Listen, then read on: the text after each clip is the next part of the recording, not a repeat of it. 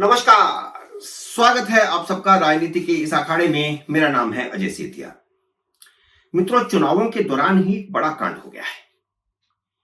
कांग्रेस और आम आदमी पार्टी के कैश हैंडलर कैश के साथ पकड़े गए हैं।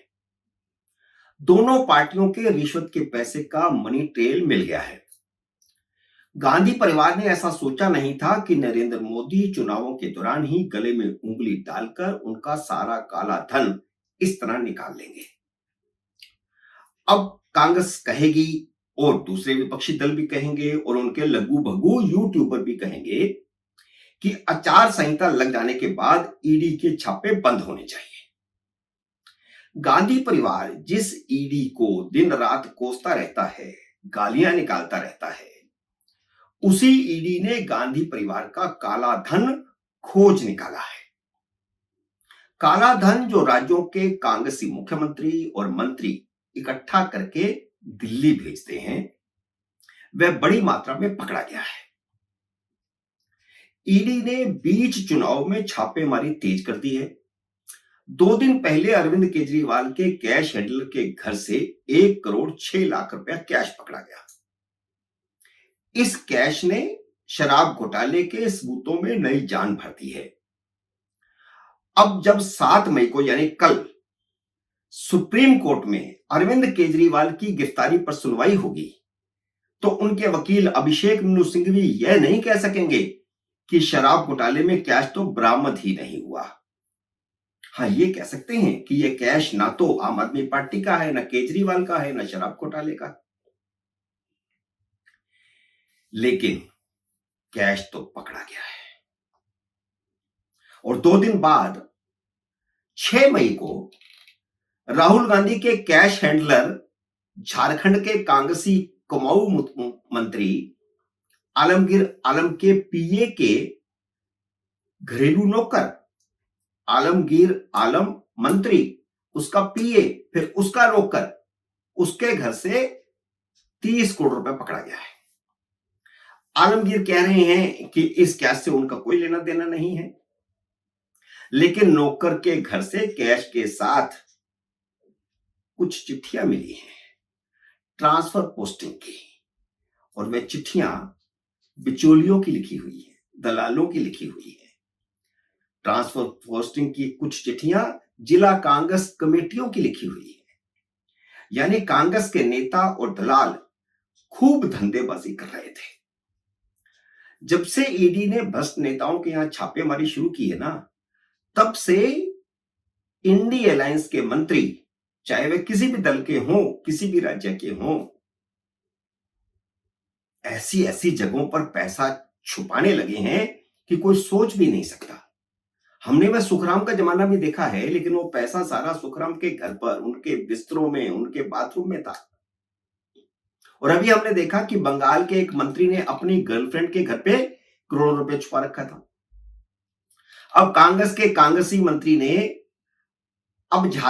कांग्रेसी मंत्री ने अपने पीए के नौकर के घर पर 30 करोड़ रुपए से ज्यादा छुपा रखा था।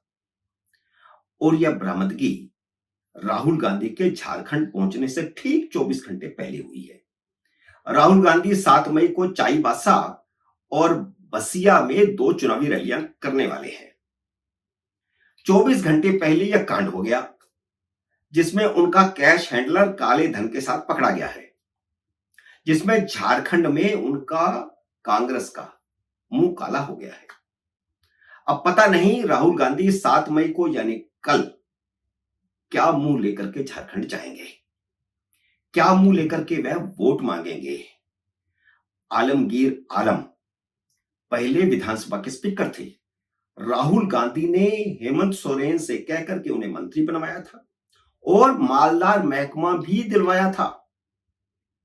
ग्रामीण विकास का जो विभाग उन्हें दिया गया था, उसमें केंद्र से करोड़ों अरबों का फंड जाता है ग्रामीण विकास के लिए, प्रधानमंत्री की योजनाओं के अंतर्गत। और उसी मंत्रालय के टेंडरों में जम करके घोटाला किया गया।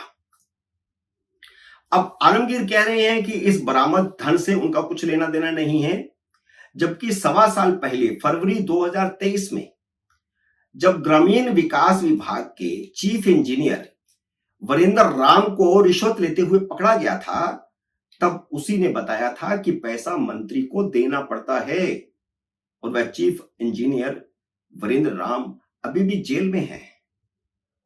जब उसने यह खुलासा किया था तभी से ईडी मंत्री पर निगाह रखे हुई थी, उसके स्टाफ पर निगाह रखे हुए थी और किस किस के माध्यम से कहां कहां क्या क्या थैले जा रहे हैं, ईडी उसको देख रही थी। विभाग में अफसर भ्रष्टाचार का पैसा मंत्री को पहुंचाते थे और मंत्री भ्रष्टाचार का पैसा दिल्ली अपने नेता को पहुंचाता था। भ्रष्टाचार की यह चेन बनी हुई है। इसी चेन का जिक्र करते हुए राजीव गांधी ने कहा था कि केंद्र से 1 रुपया भेजते हैं तो गांव में 15 पैसे पहुंचता है। कांग्रेस का यह मंत्री वही 25% वाला खेल कर रहा था। मोदी राज में उसी चेन को ईडी ने पकड़ लिया है, जो राजीव गांधी के जमाने से अब तक पकड़ी नहीं गई थी। केजरीवाल, हेमंत सोरेन के साथ साथ अब तो राहुल गांधी के कैश हैंडलर का काला धन भी पकड़ा गया है। केजरीवाल के जिस आदमी को ईडी ने 1 करोड़ रुपए कैश के साथ पकड़ा है, वह वही आदमी है जिसने शराब घोटाले की रिश्वत का पैसा गोवा भिजवाया था।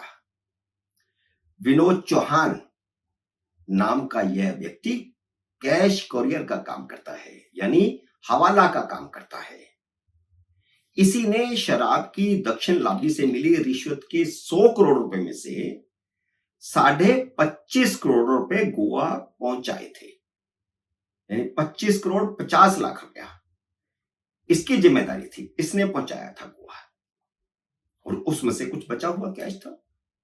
यह कैश ठीक उस समय मिला है जब सुप्रीम कोर्ट केजरीवाल को जमानत देने पर विचार कर रही है।